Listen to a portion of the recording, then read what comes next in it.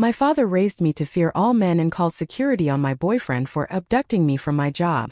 When I got engaged, he filed for guardianship, built fake exes online, and showed up at my wedding in military uniform, so I gave him the ultimate legal reality check. I was 9 the first time my dad told me love was a trap. We were sitting out on the porch of the cabin, just the two of us. He was sharpening his knife like he always did when he wanted to drive a point home. "You let someone in, Claire," he said, his voice low. "You give them the ammo to destroy you." My name is Claire. I'm 30 years old now, but this was in Montana, way up near Kalispell, when I was just a kid. My mom left when I was 6. Dad told me she ran off with some city boy who wore cologne and used conditioner. He made it sound like a joke, but his face didn't move when he said it. From then on, it was just me and him. Dad used to be military, some kind of survivalist instructor. That was his whole life. After Mom, he doubled down. The cabin turned into a fortress. No TV, no internet. He called them open doors for predators. I was homeschooled with worn-out manuals and field guides. We hunted rabbits, learned knots and codes, ate out of tin cans. His motto was, weakness gets exploited, especially emotional weakness. By the time I was 16, I had learned to keep my thoughts to myself, mostly. But there was this one boy in my science co-op class, Daniel Price. He had this weird gap in his teeth and always smelled like laundry detergent. One day, I laughed at something he said, and I guess I looked too happy because Dad saw it. He waited until the next weekend. "Pack your gear," he said Friday afternoon.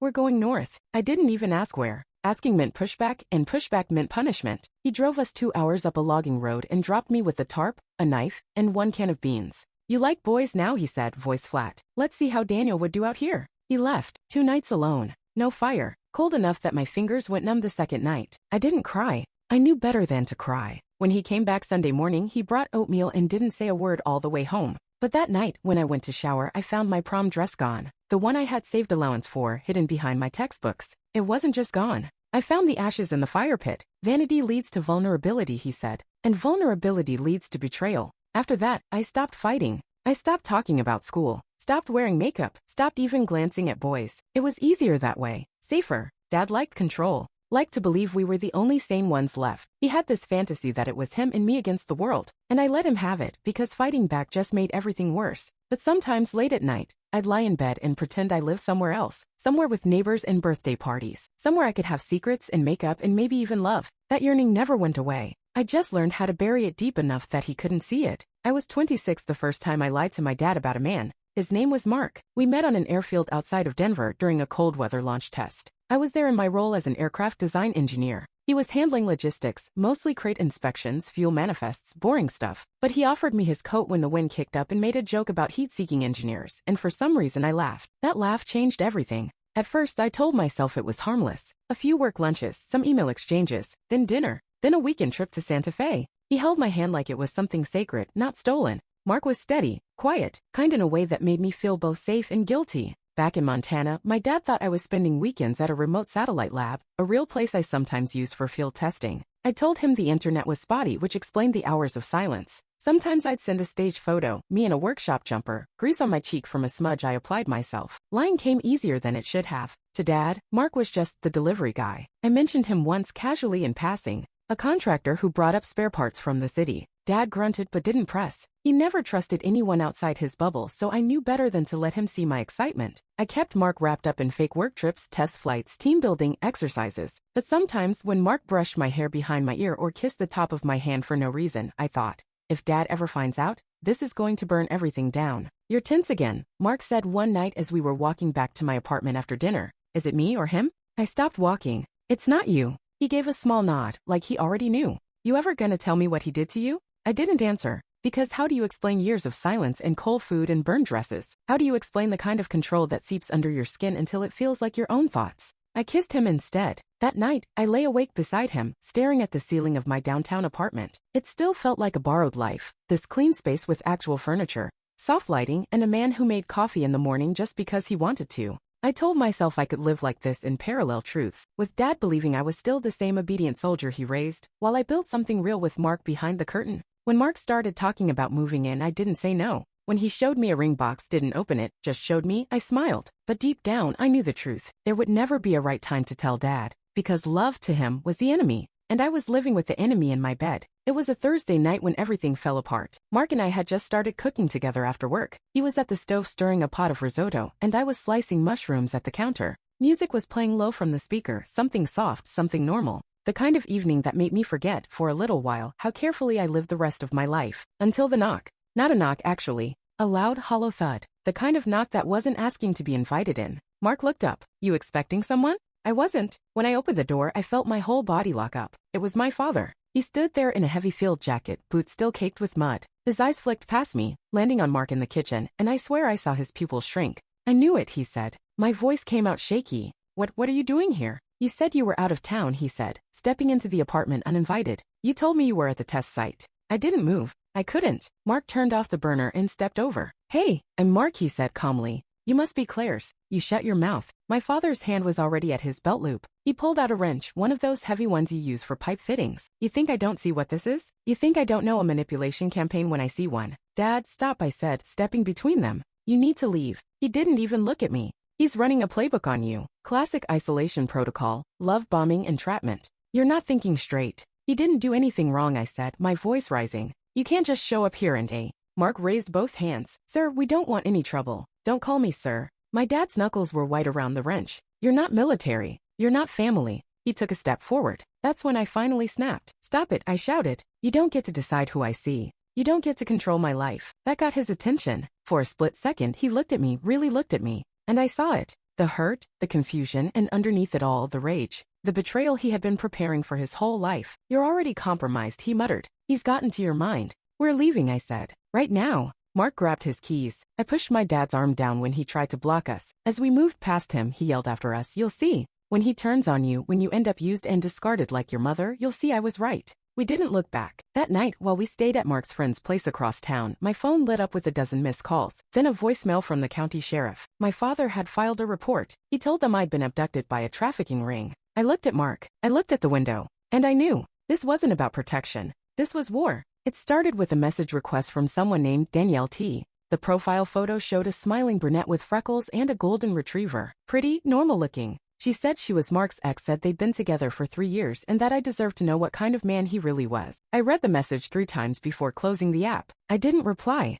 The next day another one came. Different name, same tone. Just trying to protect you, girl. He's a manipulator. I wish someone had warned me. Then another. 3 profiles. 4, 5. Each one claiming to be an ex-girlfriend. Each one filled with vague warnings, fake warmth, and casual cruelty. One even said, don't believe him if he says I was crazy. That's what he always does. I started to feel sick. Mark noticed right away. You're quiet, he said one night. Like, really quiet. I showed him my phone. Do you know these people? He took it, scrolling slowly. Then he shook his head. Claire, I've never had a Facebook account. I don't even use Instagram. You know that. I did. He wasn't lying. But the photos, they looked real. The posts went back years. There were birthday captions, inside jokes, comments from mutuals. Is this some kind of prank? I asked, more to myself than to him. Mark frowned. This isn't just someone messing around. This is targeted, detailed. That night, we stayed up late, combing through the accounts. Mark's sister Rachel, who worked in cybercrime investigation, agreed to take a look. She called back the next day. It's all fake, she said bluntly.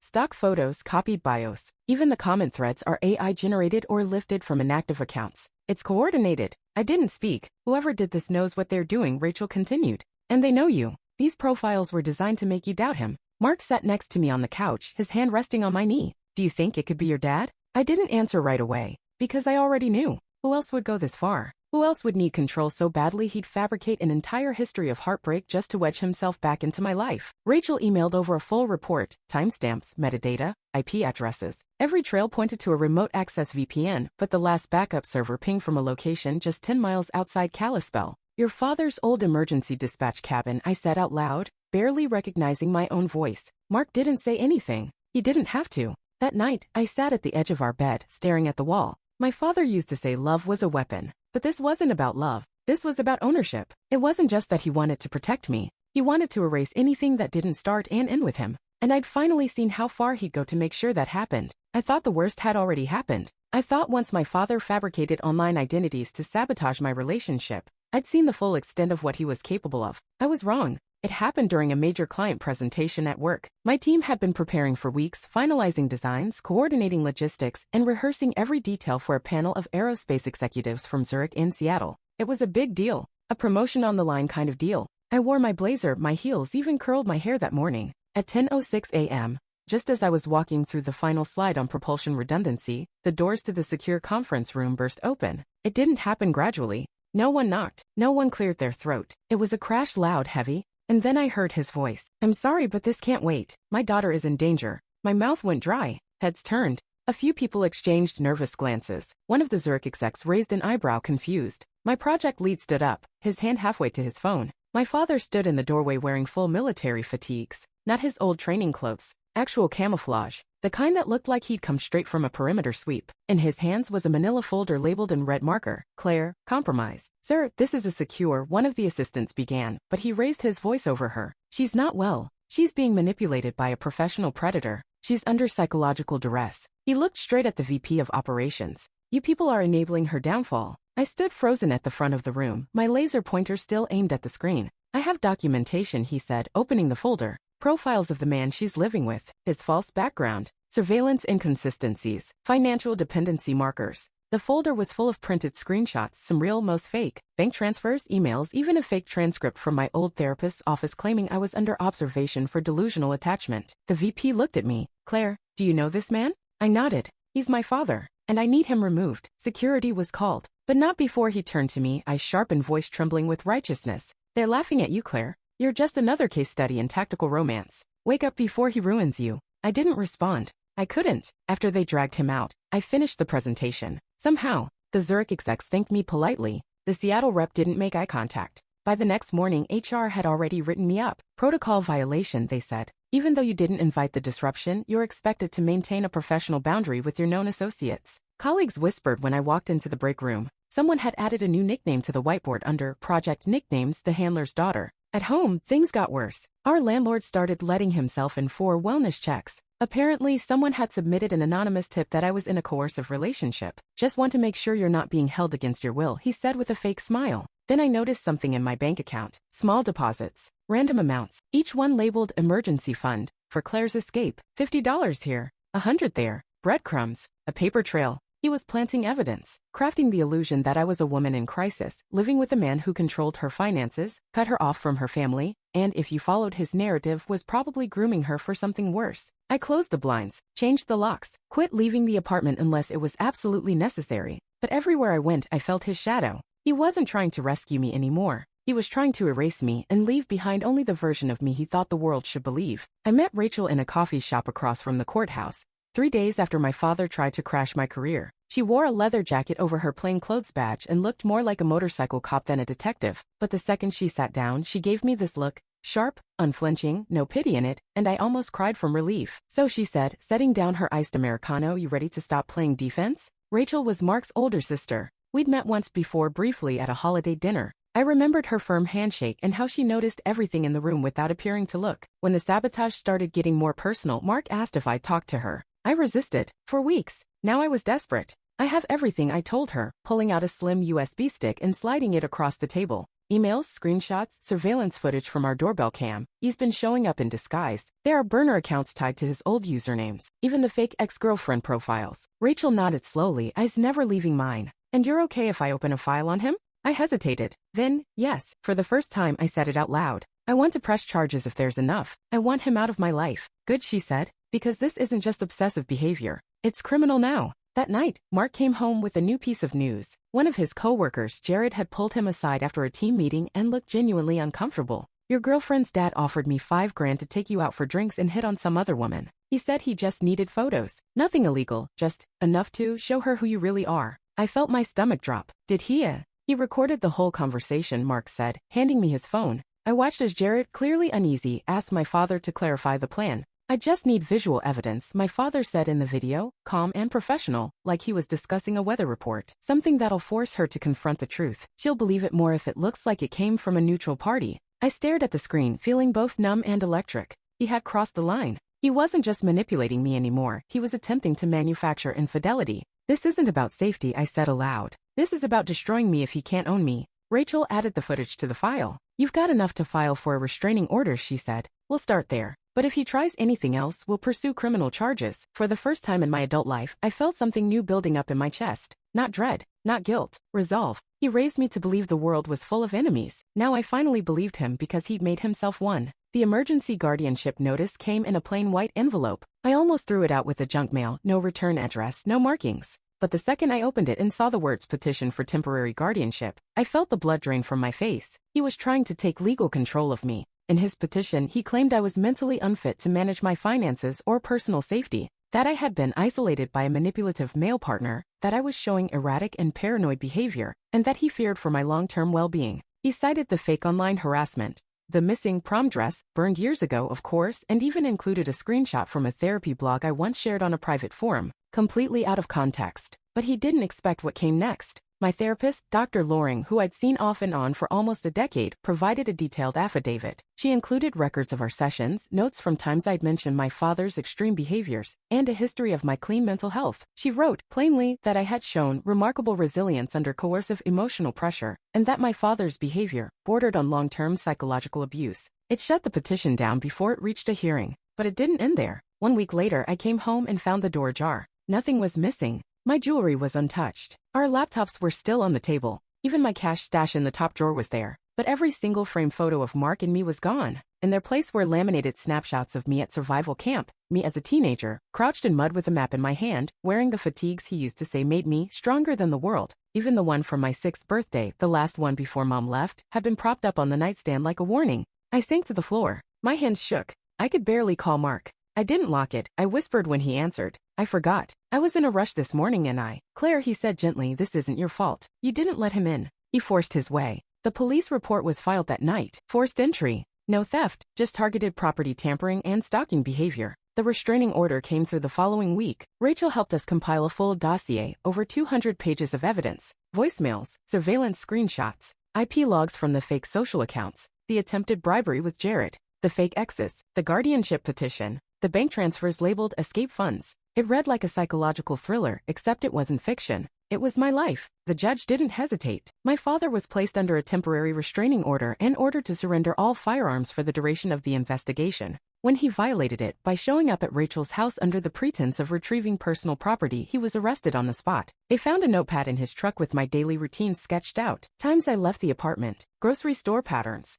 My yoga class address circled in red. The officer who booked him looked sick when he read it. When Rachel handed me the final affidavit to sign, she looked me in the eye. This is the beginning, she said. Not the end. He's not going to stop overnight. But now you've got the law on your side. I nodded, signing my name at the bottom of the page. Because she was right. He'd spent years building a war in his head. But now I had something he never expected. A defense, a record, and the strength to fight back. We planned everything down to the minute. Outdoor ceremony in Estes Park. Small guest list, just friends, a few colleagues, and the only family I still spoke to, my Uncle Tom, my mom's younger brother. He'd left Montana decades ago and stayed out of the mess. We reconnected after the restraining order went through, and when I asked if he'd walk me down the aisle, he got quiet for a second and said, it would be an honor. We notified security, double-checked guest IDs, had Rachel loop in the local sheriff's office in case anything happened. I even rehearsed the worst-case scenarios in my head. A phone call from jail, a threatening letter, a drone flying overhead. But not once, not in any of my anxious projections, did I picture him showing up in uniform.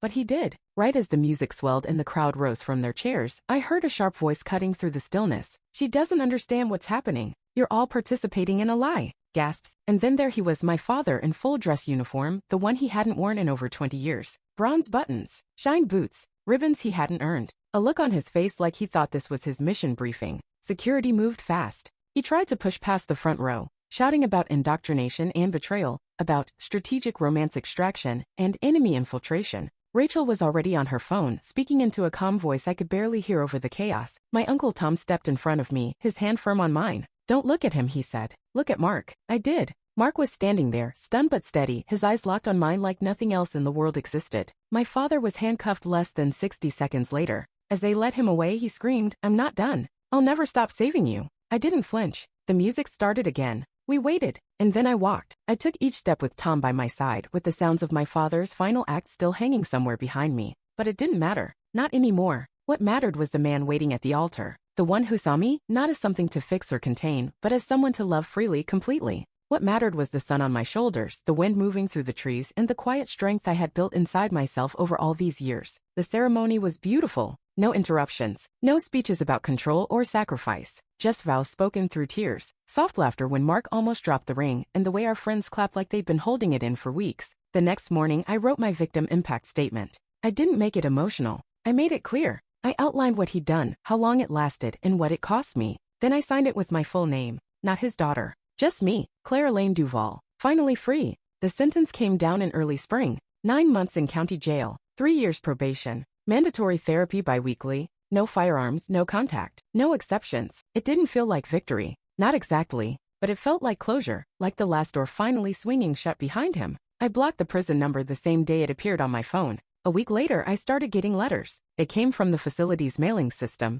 filtered through some court-monitored approval process. I never opened them. Rachel said I could read them if I wanted. Sometimes the words help. Sometimes they just mess you up more. I chose silence. Instead, Mark and I moved to the edge of Golden, Colorado. A quiet neighborhood with real trees, real neighbors, and no one who knew our past unless we told them. We bought a fixer-upper with a tiny yard and a chipped front porch. We spent Saturdays painting the cabinets and arguing about where the spice rack should go. We adopted a dog, a scruffy mutt named Basil who had zero instincts but tried really hard. We started planning for children. I didn't rush it. I'd spent too many years living on someone else's timeline. I needed to know what it meant to make my own choices for no one's approval but mine. Therapy helped, so did time. 3 years passed. One afternoon in late May, I found a letter in the mailbox. Not a printed one, handwritten, neat cursive on thick paper. My name on the front, no return address. But I knew the handwriting. I sat on the porch and stared at it for a long time. Then I opened it. It was short, barely 4 lines. No ranting, no philosophy. Just this. Claire, I don't expect forgiveness. I only hope that one day you'll know I meant well even if I did it all wrong.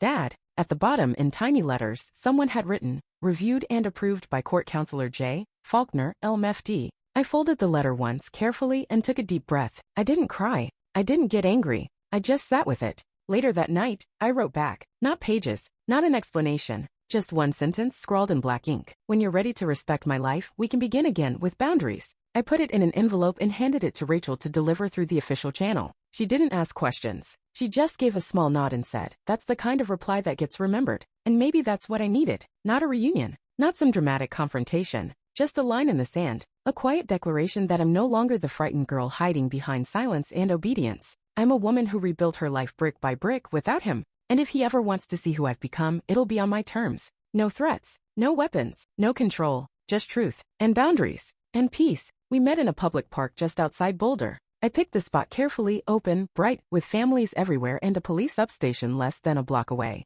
Rachel came with me, sitting on a bench by the splash pad with her sunglasses on and her badge tucked quietly under her jacket. She didn't need to say anything. Her presence was enough. My father arrived 5 minutes late. He wore khakis and a button-up shirt. Iron stiff, not a uniform, not camouflage. He looked smaller than I remembered, his frame sunken, his hair grayer. He walked like someone who had spent time in a place that made him reconsider how loudly he moved through the world. Hi, Claire, he said. I gave him a small nod. You can sit. We chose a bench beneath a white oak tree. I sat at one end. He didn't crowd me, didn't even shift toward me. For the first time in my life, my father seemed cautious. Thank you for meeting me, he said. I'm only here because the rules were followed, I replied. Court approved, supervised, time limited. He nodded once, eyes fixed on the playground. There was silence for a moment. I've been in therapy, he said finally. They made it mandatory, but I kept going even after the required sessions ended. I said nothing. I spent a lot of time trying to justify what I did, he continued, his voice quieter now. To convince myself I was protecting you. That I was the only one who understood how dangerous the world really is. He exhaled through his nose, watching a little girl try to climb a rope ladder.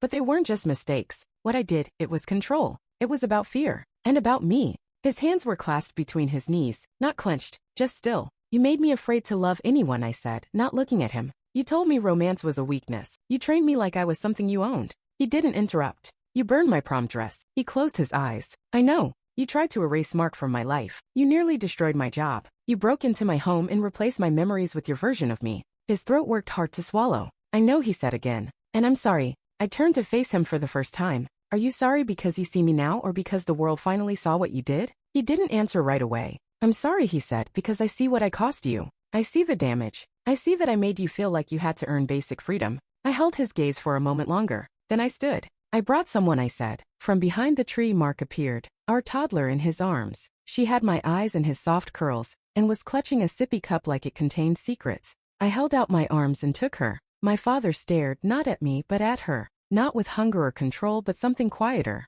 Regret, maybe. Or awe. She's beautiful, he whispered. He didn't ask to hold her. He didn't even reach. Just smiled, a tired, shaky thing, and said, I hope someday when she asks about me, you'll tell her I was trying to be better. I nodded once. That depends on what you do next. I kissed my daughter's head and turned away. Rachel fell into step beside me without a word. Behind us, my father stayed sitting. Alone. No uniform. No clipboard. No control. Just a man in the park learning how to be human again. And me walking away, no longer a soldier in someone else's war.